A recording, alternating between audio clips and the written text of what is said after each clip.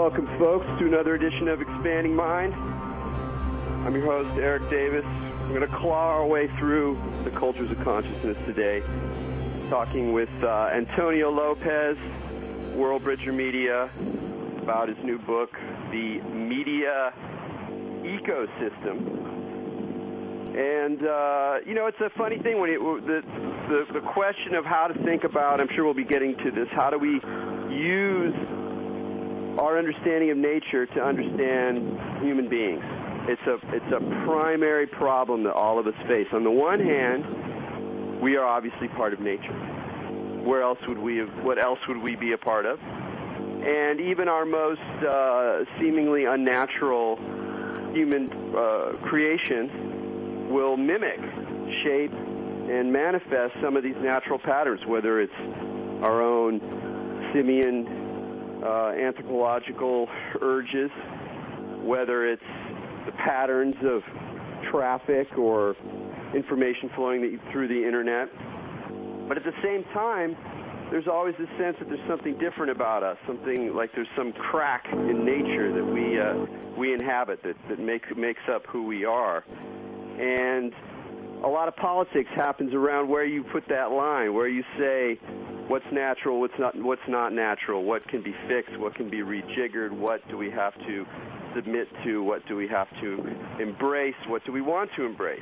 And I think Antonio's new book is fascinating for the way that it brings together both the media part of the equation and real understanding of eco-psychology and the larger natural frame. But before we bring on Antonio, we'll bring on our co-host here, Maja Daou, calling in from Los Angeles, the most ecologically sensitive part of the planet. Not just kidding.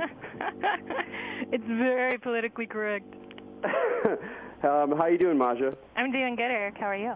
Pretty good. You live in Glendale, right? Totally. And is it smoggy there? The air is very gnarly. I mean, even just in Hollywood, and if you go inland from the beach at all, it's pretty crazy. And there was one time when I was flying in from the plane, and you could see the smog, and it literally looked like someone had taken a paintbrush and just dabbled brown sticky goo all over the city. Yeah, it's kind of amazing because you can, we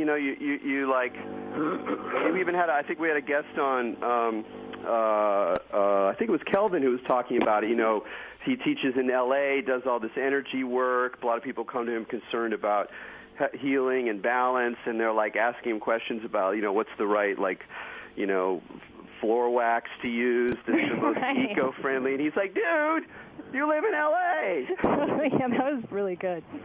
But it's just a funny compromise. We all have to live. On the one hand, we strive for balance and a less toxic lifestyle, and then we're, almost by necessity, although not entirely by necessity, you can always hightail it to the hills, and people do, but most of us choose or find ourselves in these much more kind of compromised environments, not just physically, but also just, mentally, as we kind of move between different frames of things that, taken to their full extent, well, and it's are funny pretty problematic. Because I always think about that in terms of getting sick, too. Like you mentioned, we are just walking around with all kinds of toxins in us all the time, like poop. I like to think about poop, You never get sick from your own E. coli. You get sick from other people's E. coli. Like when you go to Mexico or you go into an area when the toxins are different than the ones you're used to, then you get, infiltrated. So that's the thing with the ecosystems, right? It's like if I'm in LA in this air and it's in me, then my body's cool. But if I went somewhere else with those toxins, then I'm out of the ecosystem, and now I'm going to get all jacked up. Well, that's a great example too of how we can kind of blow it, because in our little stories, from that perspective, we might be like, oh, everything is hunky-dory in my homeland of LA. It's those Mexican climes that are filled with weird bugs, and it's a dirty place, and it's filled with germs. And you're like, no, man, it's just Their germs. Yes, exactly. Not your germs. So, well, anyways, LA is a good thing to think about as we plunge into this discussion about ecology and media. But for that, we'll bring on our guest today, Antonio Lopez. Hey, Antonio, welcome to the show. Hey, Eric. Thanks for having me. Sure. Well, it sounds okay. Antonio sent me an email earlier warning me that because of he's in southern Italy in a small town where they're celebrating the Feast of San Rocco, which is apparently a rather noisy paganish affair. But I don't seem to hear any explosions or street noise at the moment. Is it a quiet moment in the festivities? Well, we lucked out because the drumming procession passed by as you guys were giving the intro, but there's more of the procession coming, and I don't know what is going to be there, but we'll just have to wait and see. Well, it sounds kind of fun. I mean, could you just give us a little taste of what this rather intense celebration is like? Sure. About an hour and a half ago, I went to the church where they carry out the statue San Rocco, and it was just thousands of people out filling the streets. It was very festive, very wonderful atmosphere. We're in southern Italy. It's pretty hot right now, but we're next to the sea, so we have this nice sea breeze blowing in. And then as they brought the statue out, they shot off all these fireworks, paper confetti exploding everywhere. It was very intense, very exciting, a lot of energy coming out, people clapping and cheering, and a really strong sense of actually love that people are expressing towards this representative of a saint. It's a Catholic saint, but I imagine that these kinds of celebrations go back thousands of years. Well, I mean, in a way, it's kind of a nice backdrop for some of the discussions that you have in your book and your other work, which is about how, as humans, we culturally remember nature and perhaps earlier parts of our own existences when we were more embedded in the flows and fluctuations of nature. And, now we're in this much more complicated way. We're not even sure what the term means. And sometimes it even seems like the term gets in the way of what we really want to say. But then we find these places in our world today where there's a kind of memory. And if you look through the cracks, if you look at through the right perspective, you can see some very ancient fertility exuberance. And it sounds like this is one of those kinds of events. Yeah, absolutely. This reminds me a lot of what Lewis Mumford, the great historian and critic of technology, wrote about how even if you encounter in our very modern technological society a solstice ritual, this is harkens to our ancient past, and we have this ancient selves present everywhere, even in the media. I think that the popularity of Avatar, for example, tapped into some deep-seated feelings of connection with nature, because I know a lot of critics will argue that this movie was just basically a virtualization and falsification of nature reality, and maybe even a glorification or romanticization of tribal cultures. But the way that people responded to that film, I think, was very deep and profound. And I just look at the way that how people felt so drawn to that sense of connection that the characters in that film had with the nature spirits and the animals of that planet, that is sort of a re-excavation of something that maybe some of us thought was lost, but it's always ever present. Well, that's a great place to kind of launch into some of the issues, because, I mean, if we just stay with Avatar, it's a really handy kind of object to think about, because almost everybody's seen it. It was enormously popular, and as you say, it carries with it this profound ambivalence, because if you accept the circumstances of the story, if you go with it, if you release yourself from critical distance, many people, some of whom were, eco-psychologists, some of whom were, ayahuasca hippies, some of whom were, tons of whom were just normal folks from wherever, or embedded in their modern technological lives with no particular interest in nature or tribal ways. nonetheless found themselves resonating with this, very romanticized, but also in many ways moving depiction, not just of a kind of idealized tribe with their rituals and practices, but also just a way of being, as you say, like a way of literally plugging into the flora and fauna, harmonizing culture with a certain sense of grander pattern that is expressed through this physical environment. And yet, at the same time, you can look at that same film and take a step back and go, my God, this is just a colossal piece of bad, of false consciousness, an engine of the sort of military entertainment complex that seeks to distract us from the consequences of the very system that allows these fantasies to be produced. I remember when I saw Avatar, there was ads beforehand for the Army, and it was on a big screen that had all of these. It kind of demonstrated the technology beforehand. There was one of those little prequel things to show off the Dolby sound, and it was almost like, look at our technology, look at our virtual powers, and yeah, here's an ad for the Army, and now we're going to tell you a story about these gentle, but fierce figures. And so as a media ecologist, as someone like you, a media activist, somebody who's very critical of corporate hegemony, who's very sensitive to the ways in which bad, sort of inappropriate forms of consciousness are aided and abetted by our media landscape. How do you deal with that contradiction with something like Avatar? Well, it seems that you may hear some music in the background. I think things are kicking into gear over here.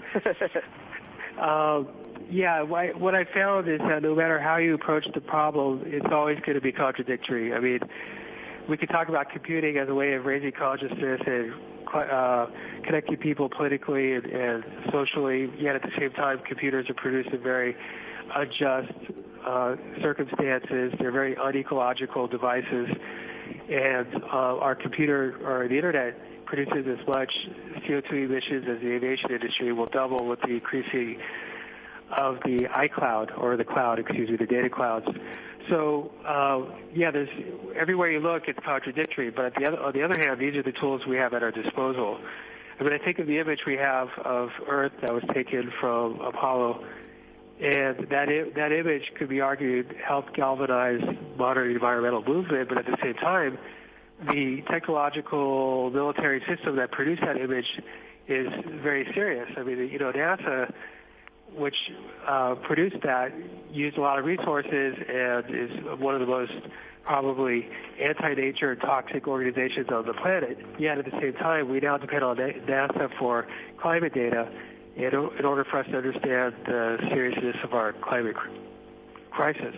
But in a way, what strikes me about the power of your turn towards ecology as a metaphor, as an analogy, as a way of thinking about media is actually helps us through this contradiction. Because sometimes, I often find myself thinking about media and activism and these kinds of contradictions, like about computers, perfect example, clearly amazing organizing tool, also a tool of surveillance, giving data to our masters, also a technology with a very serious environmental footprint.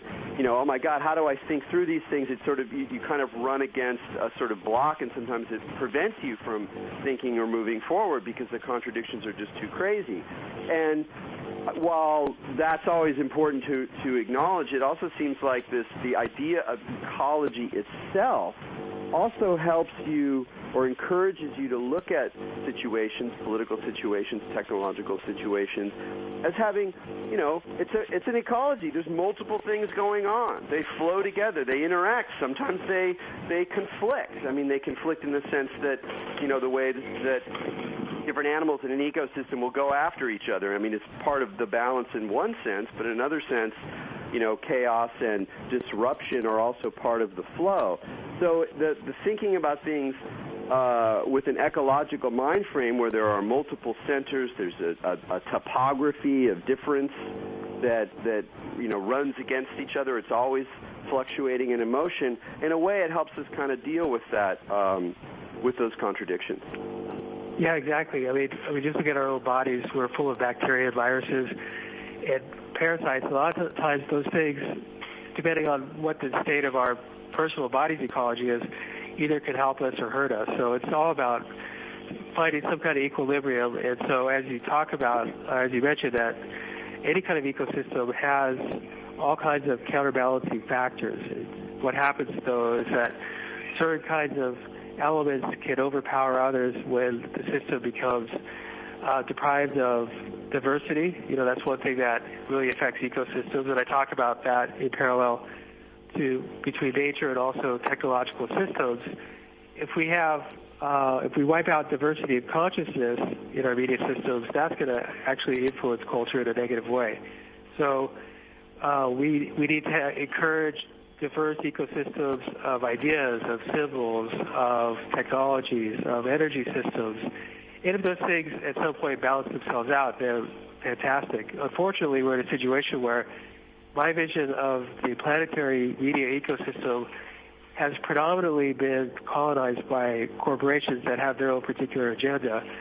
So I don't feel like we're at a point where things will just balance out on their own. We certainly have to be more active and push for a better system. And that's something that's very interesting to me, because even if you just look at it, like mirroring a system of nature and how this happens in nature, how like one thing will become predominant and take over, then the result is a crisis within the ecosystem. So it's always seemed so stupid to me. It's like a virus that kills its host, right? Where the single thing, which is taking over all the other diversity, does it to like kind of gain more power and get more all-consuming, but then it just kills itself. So I've always been like, well, why do you think it happens, like with corporations, for example, that they get so big and then they are no longer sustainable, so then they crash or they get bought out by other people? Like, why do you think that keeps happening? Like, why do you think there's not enough consciousness within even the dumb like corporations or media moguls to see that happening? Well, the critique has been that we inherited basically an economic system during a time where we had a lot of ecological abundance, going back, let's say, 200 years. So the Industrial Revolution, even though it was environmentally very detrimental, England was able to recover because the planet is so big, and corporations, through the way that they structure themselves, can externalize to different parts of the world those kinds of expenses, and I'm including in that kind of accounting the expense of destroying an ecosystem. They could do it up to a point because there was enough ecosystems around the world that they could just keep destroying, but now we've hit the limit of that system. And unfortunately, the way that the system is structured, it's not enabling those companies to have more foresight, more vision. In fact, they have to report a quarterly profit every, 3 or 4 months. That doesn't help for planning for, let's say, the Native American idea of 7 generations down the line. Right. So there's a built-in structure that's causing a lot of this lack of foresight. Well, before you mentioned about how the situation is such that it seems, unlikely that the system is going to balance itself just by the organic process of, technology developing, that actually this is a time when tremendous intervention and, conscious reconstruction and resistance and a variety of forms of action are needed. But I'm curious, as you see it, I can think of kind of 2 ways of thinking about that. One is getting a very clear idea of what's wrong and, in some sense, combating that, whether it's certain kind of corporate practices, whether it's the structure of the corporation, whether it's the pollution of the media stream, et cetera, et cetera. But then there's another way that I've kind of come to think about, partly by reading your book. You have a chapter in there called Gardening Media Ecosystems. And in that view, it's less about putting forward a different agenda like I have my agenda, my friend over here has their agenda, we're going against the corporations who have their agenda, that instead what you want to do, or in addition to that, is to create environment, cultivate diversity in an environment, a kind of diversity where in some sense you're not in control of all of the agendas, and that you almost want multiple agendas to be on the table, where what's more important is the diversity of the system rather than having your own view of what the proper agenda is be the thing that's driving your activism. Does that make sense? Yeah, I know exactly. I mean, one of the points I make throughout the book is the importance of keeping systems open. And open ecosystems are the ones that tend to thrive. And when you close systems down, and that's when they start to fail usually. So part of the problem with the old form of activism, which was, I think, critiqued pretty heavily through just the actions of the Occupy movement, is their tendency to sort of operate in traditional frames, to sort of argue against basically political discussions that have already been established by the system. And so those discussions get very narrow. And it's really hard to maneuver within that kind of for example, the Sierra Club, those kind of organizations, they're basically responding to the agenda that's already been set up by the corporations or the government.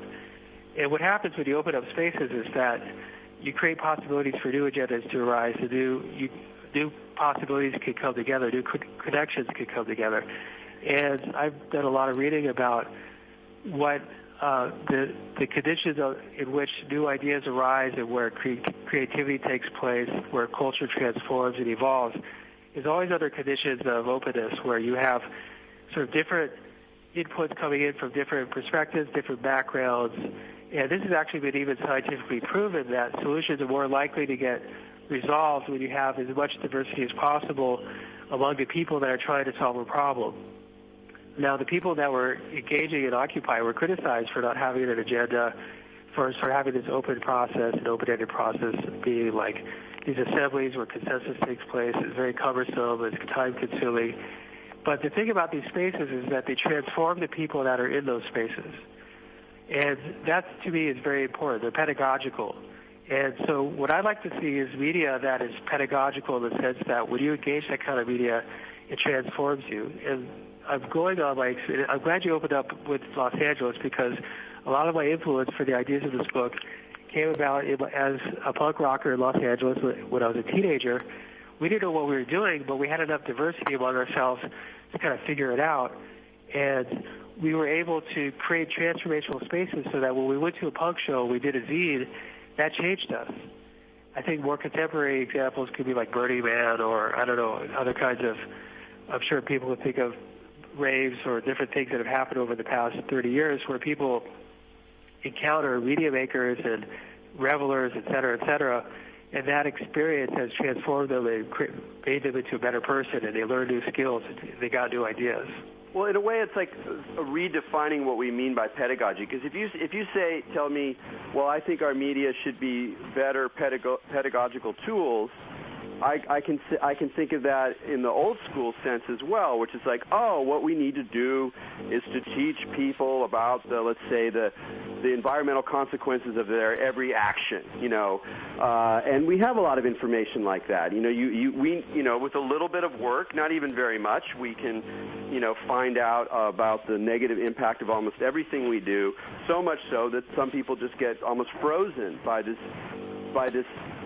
education that we now have about the consequences of our actions. But that's very different than what you're talking about, which is something that, while it may provide very grim truth as part of the process, indeed, it almost requires to kind of wake people up from whatever pseudo-dream they're involved with in terms of their everyday lives. You've got to shake it up, whether it's the possibility of greater, weirder times or the possibility of a different way of dealing with energy or food.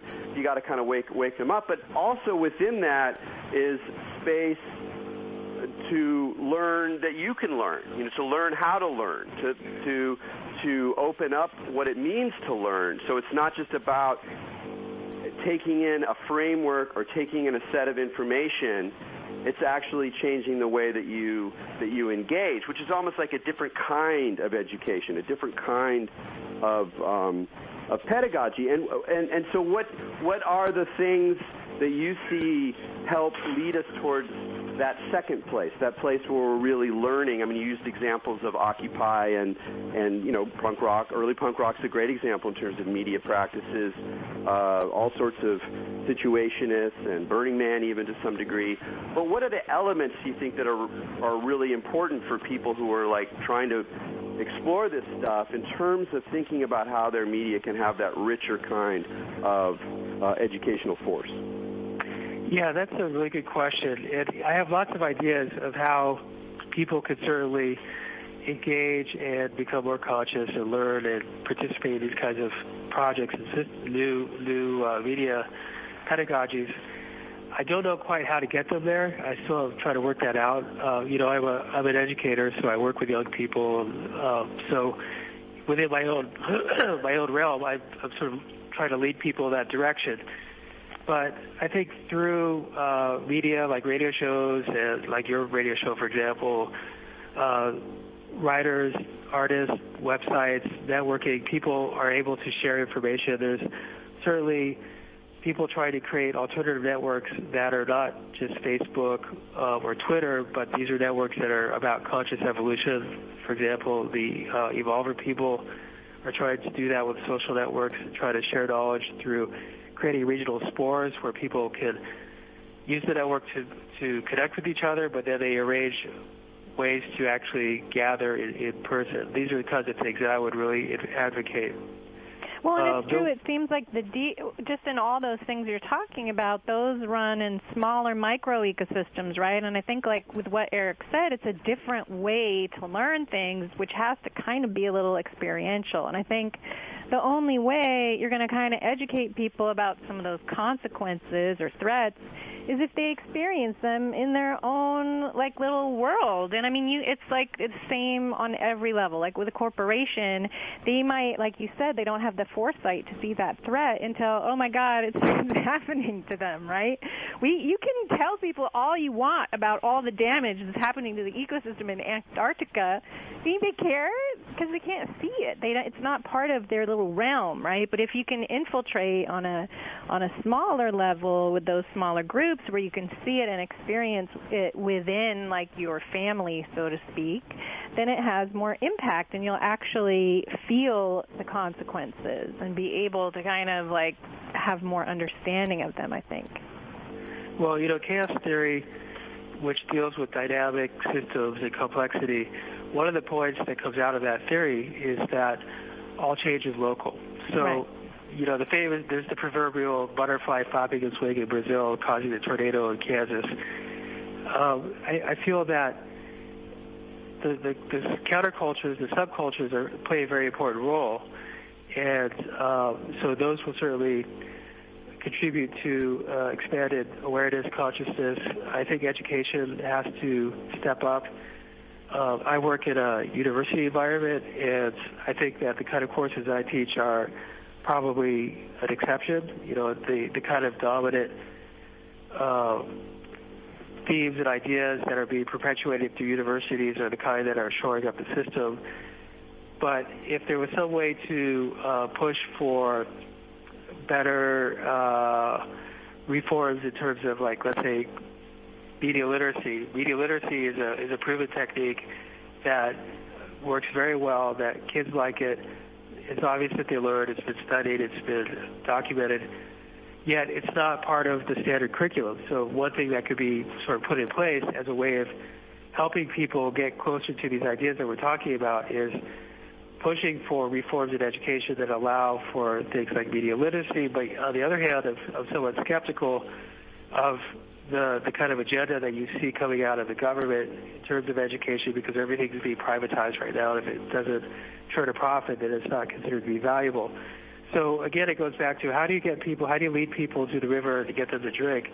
It's a very tough question. I think that all the very small interventions that are going on in different places will hopefully at some point add up. I mean, certainly I think maybe 2 or 3 years ago, none of us could have imagined that the Occupy movement would just explode. Now, I know that it's been somewhat muted lately. People think that it's disappeared, but it's also sort of gone in waves around the world. You have the movements going on in Montreal, Mexico City now. There's a bunch of stuff going on in Europe, the Mediterranean, North Africa. It seems to be going around in waves around the planet. And certainly media has played a big role in facilitating that. But it still comes down to what is the experience that are people having locally. I mean, I kept watching what was going on in Egypt with, like, Tahrir Square.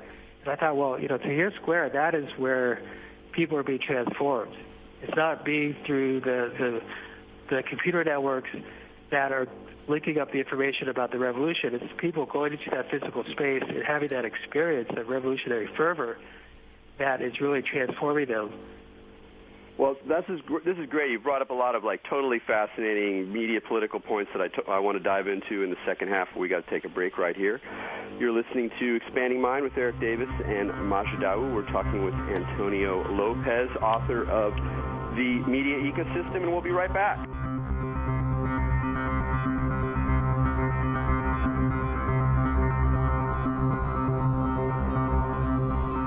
Welcome back to Expanding Mind on the Progressive Radio Network. This is Majid Daou, and we're here with Erik Davis, talking to Antonio Lopez all about ecosystems and corporations and nature and behavior. And Antonio, earlier you were talking about some of your history in Los Angeles with the punk movement, and this is something that's interesting to me and how that influenced your book, because I feel like a lot of people, like, say, for example, who became part of the Occupy movement, people will form and conglomerate groups, kind of like, they'll form a corporation. It's all people that they come together and formulate these little ecosystems, whether it's on one end of the spectrum or in a rebellion to, like, a group that formed before. Like, it's all groups and countergroups. And to me, it seems like there's a lot of, like, insider-outsider business going on there, right? So, like, in the punkers, it's like a group of outsiders that then all became, like, exclusive insiders in the punk rock movement, right? So I was wondering if, like, in your history, like in other paths, like growing up, were you part of, like, a cohesive community when you were younger and kind of felt like what that was like? Or were you an outsider or sort of an insider? I think that's a good question. I'm probably a fairly typical kid from this. I was born in the 60s, but grew up in the 70s. Like all my cohort members of the punk scene, most of us grew up in divorced households, a lot of dysfunction, a lot of abusive therapy, which I'm sure you're familiar with. Yeah. And so because of the dysfunction of our families and our environment, for me at least, my direct experience was the punk scene became a surrogate family. And so, like all families, there's going to be problems, and there are ways that people define themselves. And, in the early days of punk, we were very strict about who was in, who was out. I mean, you had to look a certain way. And so a lot of that kind of behavior was very contradictory, contradictory to the utopian values or the anarchist values that a lot of people espoused. Yet at the same time, we really supported each other, learned from each other. And so I've seen this in parallel with the way people talk about hip-hop, like the grassroots hip-hop.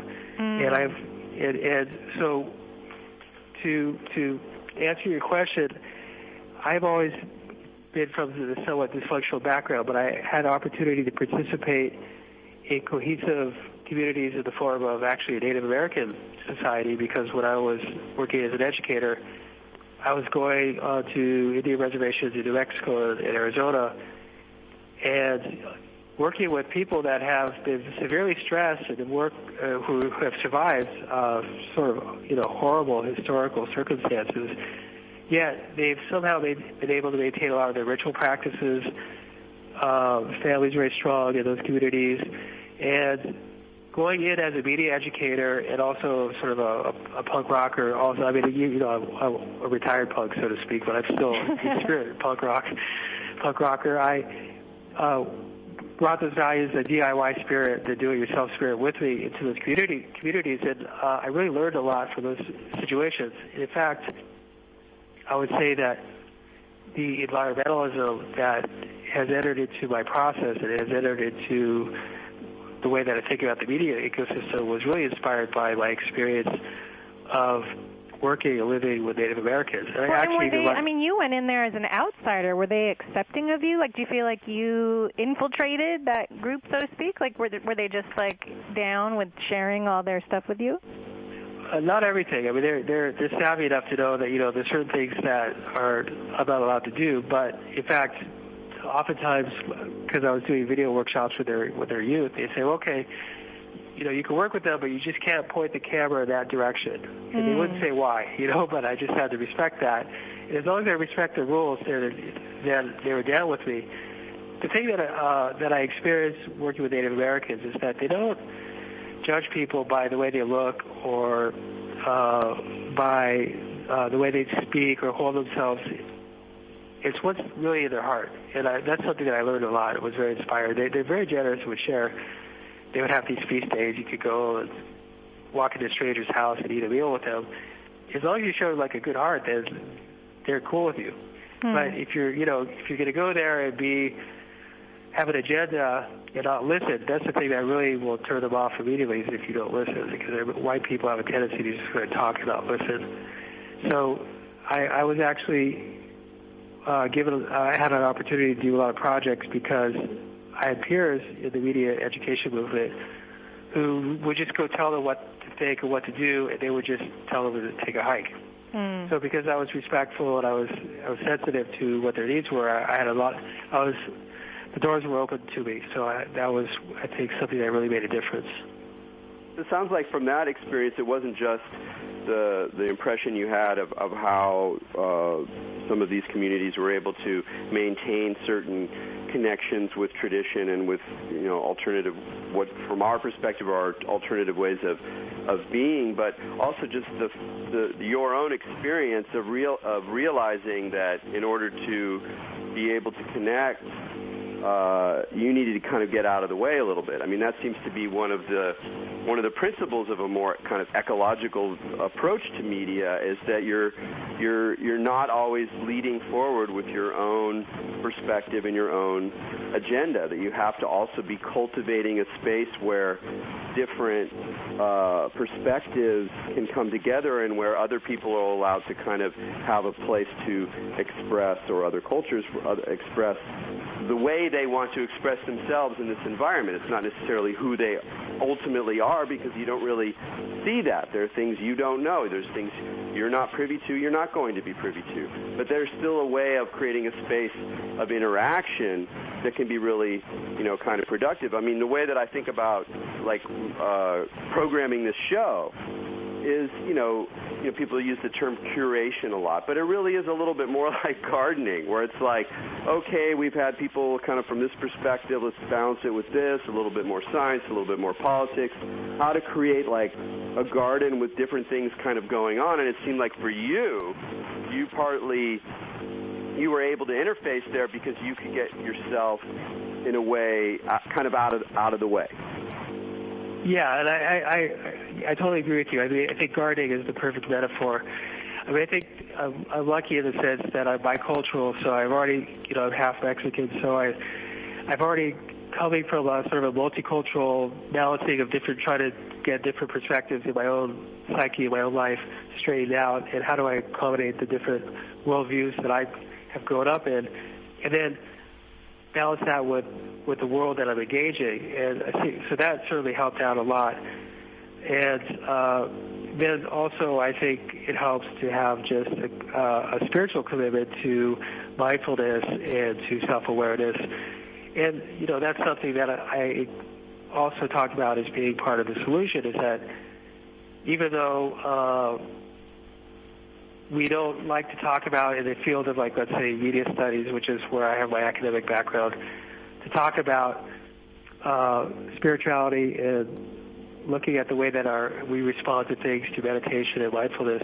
These are skills that I think are absolutely important. And if people work on cultivating themselves, they can also be better at cultivating the gardens that they're engaging, because then they can be sensitive to the responses that they're having to the environment that they're working within, And I think that's very important, is learning how to listen not just to yourself, but also to the cues around you.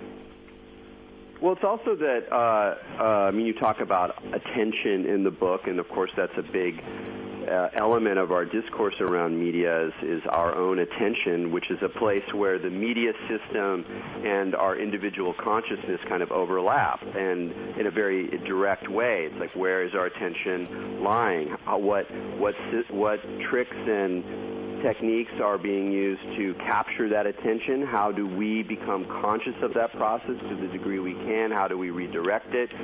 So we'll talk a little bit about either your own practices, your own experience of how to develop a more supple and appropriate kind of attention in relationship to the sorts of media landscapes that you surf like all of us do. Well, sure. One thing that I should mention, because maybe your listeners aren't familiar with the idea of how the point you're making about how the economy of media functions in terms of attention. And so what happens is that essentially, all the media that we encounter is mostly free, and it's free because the time we spend engaging that media is sold to marketers. So, the space that advertising occupies, that space is sold to advertisers based on our eyeballs, the time we spend watching something. And same is true with the internet, with Facebook, Google, all these things that we use. The time we spend, our ideas, our energy put into that is then sold to corporations for the most part. So it's important for people to be aware of that, and oftentimes it's not something that they really are familiar with. And once they understand that, then they can at least have the choice of how much do they want to parcel out their attention to the companies. And also, I think that it's possible to resist the way that these companies try to get our attention through the way that we engage stuff. There's some great essays by Bell Hooks, where she talks about how African Americans talk back at media. Mm-hmm. And if you've been to a movie theater in Oakland, people are just yelling at the movie like, "How? Don't do that! Hey, you can't do that!" No, talking to the characters and talking to the TV is actually a way of taking some of your power back, because you're actually creating a dialogue where a dialogue is not allowed to exist. So that's well, one and thing. Otherwise you're hypnotized. If you watch most people when they're taking in media, it's true. They're not engaging, they're not participating. So that's it's like brainwashing or indoctrination. It's very true that they're empowering themselves by doing that. Right. So exactly. So I think one thing that I encourage people to do is definitely talk back to the media. Also, making media is a way of becoming more mindful, because when you make media, then you understand how media function, and how, producing a radio show, making a website, making a zine. I learned everything. This whole process started for me by making a zine. Getting a typewriter, getting glue, getting scissors, cutting stuff up, pasting it on paper, going to a Xerox machine, making copies, stapling it, and trying to sell it to people or give it away, whatever. That taught me that it's possible to have a voice. So that's another thing I think is very important, is that people often see media as some kind of mystical space, a magical place that if you somehow can imbibe it, you'll have, it'll give you power. But it's not really that magical, in my opinion. It's just there's a lot of nuts and bolts behind it that people don't really understand. And once you know how it works, it has less of a mystifying effect. Other techniques, one thing I do with my students is that I require them I teach in Rome, Italy, which is a great city to get lost in. So I say, okay, you have to get lost. This is your assignment. You cannot take your smartphone. You cannot take a pen or a pencil or a map or anything. And I just want you to go walk through the city, experience what it will allow you to experience, and then write about it, and then we talk about it. And an interesting thing that people report back on, well, as to be expected, I'm working with 19 to 20-year-old kids. About a third of them will really hate the assignment. They're very neurotic, and they miss the fact that they can't get in touch with their families, or they expect that someone is going to need to talk to them, which is a new kind of neurosis, I think, that from the modern age. But there's a small percentage who come back and say, wow, for the first time I smelled Rome. Now, can you imagine? We don't think that the a cell phone cuts off our senses. But in a way, that's exactly what is taking place. Well, it's so funny that you're using that as an example, because we just spoke with John Graham, and he was talking about one of the surrealist games would be to do just that. Back in the day in France, one of the games they would play to open up their consciousness was to get lost in a city or have to follow someone else's like little point, and you had no idea where you were going. And the result of that actually had a consciousness expanding experience. Well, and I have to say that I stole this idea from the surrealist and the situationist. So okay, good. You're right on. That's a perfect example. Well, I got a question for you. We got about 10 minutes left. Sure. And I'm really curious, in terms of a lot of things we've been talking about, the issue of diversity, the issue of cultivating attention, the issue, meaning that there is a sort of psycho-spiritual process that we can engage in as a way of changing our relationship to media and ameliorating some of its negative factors. Also, in terms of this question of making media, and you, as you are well aware, very much showed your age with this invocation of making zines. I mean, I did a school newspaper, and the same thing. It was paste and cutting and laying out, and this whole kind of relationship with the material, physical process of making a publication that in many ways is obviated today. And so, when a 20-year-old now who's who's making media is obviously making media almost certainly in an entirely digital environment, and some of that media making it very much involves social networks, and that's really my question here. We're still in this sort of Web 2.0 moment of the rise, explosion, manipulation, transformation through social media, Facebook, Twitter, the whole thing. Everybody knows what I'm talking about. Even just cell phone networks of friends, on the go on a Friday night have some element of this kind of quality. So how do you come down on where we're at with social media, its positive, its negative effects, in terms of some of these questions of diversity, of getting your hands on things? Because just to give you a tiny bit of my view is that, I have very mixed feelings about it. And for every step forward, I see a lot of really, really problematic things that are coming up. Maybe that's true of technology in general, of media in general. There's no way out of this devil's bargain. But I also have some real issues with it, and I have no doubt that you've been thinking about this a lot. And I'm curious some of the thoughts you have. Well, I have to say that I, like you, have some serious questions. I hope that you won't see this as a cop-out, but I'm going to say that I'm agnostic. And I say that I'm agnostic because, on the one hand, I do see a lot of really positive, beautiful things going on. I think that a lot of the social movements that have been happening over the last year and a half were facilitated because of social media. On the other hand, I am really very deeply concerned about the privatization of this commons, this cultural commons that I talked about in the book. The Internet that we grew up with, and now I'm starting to show my age again also, was an open Internet, and it was a kind of a free-for-all place, and it did have sort of the flavor of zine culture, DIY. There was a lot of old sort of punks and hippies and visionaries using the net, and it had that kind of utopian quality to it.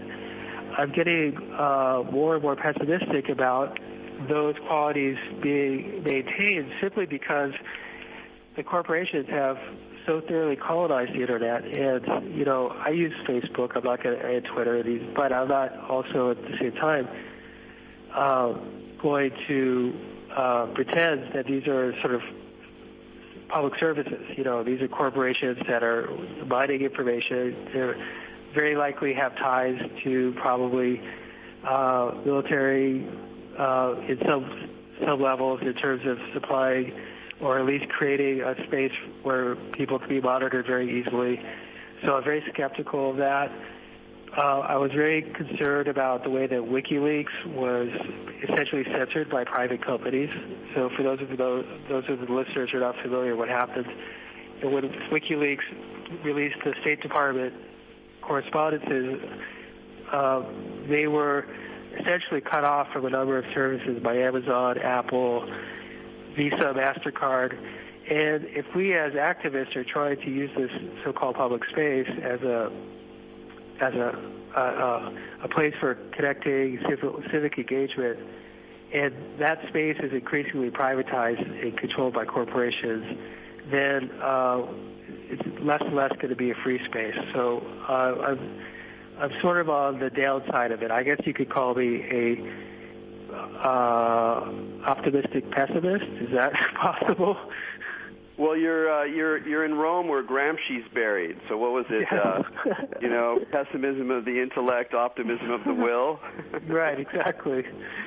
And I have the same sense is that even if I can get pretty concerned about a lot of the issues you're talking about, the role of surveillance, and even more psychological issues, the way that we internalize surveillance, the way that we internalize the construction of a public, identity. I mean, it's one thing to say privacy is over. In some ways, that's a good thing because it, frees us up in this way. And if their dirty laundry is visible as well, then it actually helps the overall ecology, which is an argument I have respect for if I don't entirely trust.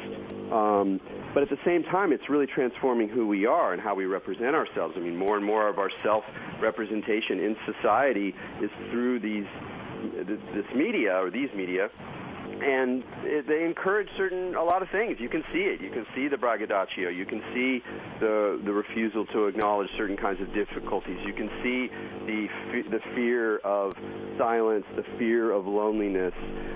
You can see if you want to be neuroscientific about it, the dopamine rush of that little update or that little nugget of data as a feature that distracts and erodes certain kinds of thinking that require more time, more contemplation, slower movements. I mean, all these things are very clearly happening, and there we may be just having to go through it. And one of the things I really liked about your book and your work and the way you talk about things in general is that you're, unlike a lot of political people who are critical of the media or who engage in an activist way with media, there's very much a space in what you're talking about for the heart, for spirituality, not as some kind of escape, but as a way of waking up in the midst of our very distractible, very difficult existences. And it seems to me that that's the way the optimism keeps it. That's the way you can still keep being optimistic, is if you see and encourage and cultivate that side of the thing, even as we go forward into, in some ways a very, very scary, potentially dystopian situation. And I'm curious for you, just as we wind up here, how, when you lose heart with this whole media world, what do you turn to? What kind of gives you inspiration, or what gives you a sense of the possibility? Well, I think that one of the most important things that media does is that it really amplifies empathy. And so, if despite all the negativity that we just spoke about, the one thing that I could say that is very positive in the development of the global planetary media system we have is the capacity for empathy to resonate. And I mean, we can see how this takes place whenever there's a natural disaster like an earthquake in Haiti or the tsunami, and just how it really brings people together. And media really helps facilitate that. I talked about how Avatar sort of tapped into a lot of people's deep connections with ecology. Those were all based on very deep human experiences of empathy, and I think empathy is what will save us. So there's oftentimes I come across examples in media, someone does a remix very innocently, yet it really moves me because it really stirred something in me where I connected with other people, I connected with someone else's experience, with someone else's reality. And Great. So we're going to have to end it right there. So thanks for being on the show, Antonio. Thank you very much. It was wonderful. Thank you so much. When World Bridger, what's your website? People could just go to the book's website, which is themediaecosystem.com. Awesome. All right. Well, thanks a lot from me and Majid Ali out there. Keep your minds open.